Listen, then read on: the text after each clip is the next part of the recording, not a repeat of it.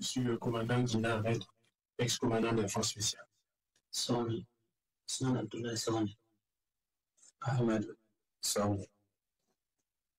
J'ai été interpellé à la gare Rimbaud, à Niamey.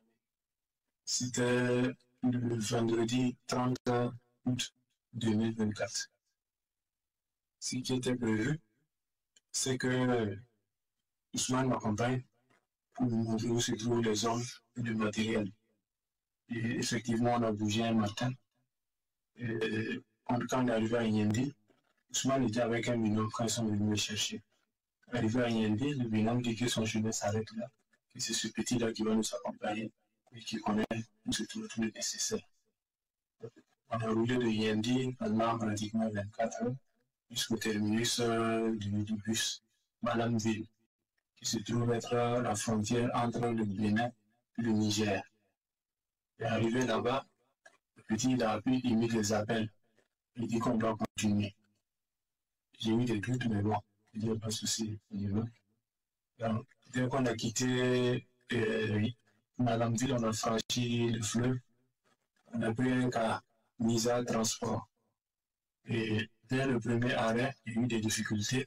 J'ai réussi à gérer. Et c'est ainsi que les choses se sont déroulées jusqu'on arrive à l'entrée de Niamey, où les deux ont été interpellés par la police pour des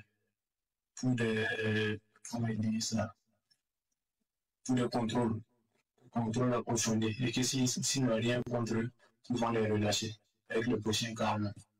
Donc, quand je suis arrivé à la gare de mise en transport, j'ai fait le compte rendu au maire d'Amiba, le compte rendu au courrier Oba, le compte rendu au civil, Barry Abdoulaye, tant pour moi. Donc, quand j'ai fait le compte rendu, ils ont dit ok, tu t'attends un peu, avec le dernier cas, ils vont les relâcher, ils vont venir. J'ai attendu jusqu'au dernier cas, c'était RAS. Donc, j'ai fait le compte rendu à Barry Abdoulaye. Je dis, ah, le dernier cas arrivé, c'est RAS.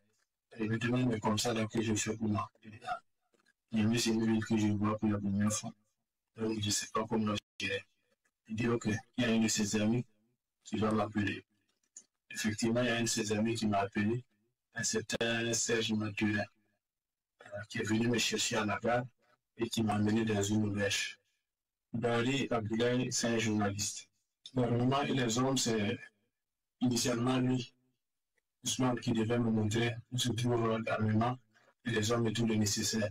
Mais arrivé à Yendi, son binôme m'a fait comprendre que c'est lui qui sait où se trouve l'armement, les hommes et tout le nécessaire. Pour ce projet, nous avons fait appel à l'international à travers Barry Abdoulaye. Ce sont des Centrafricains. Et moi, j'ai demandé le volume d'une compagnie, notamment 150 personnes, toutes dotées de AK-47.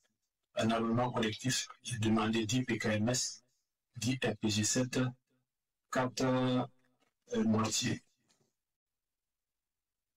Initialement, Barry Abdoulaye, le journaliste, il a remis 10 millions à Ousmane.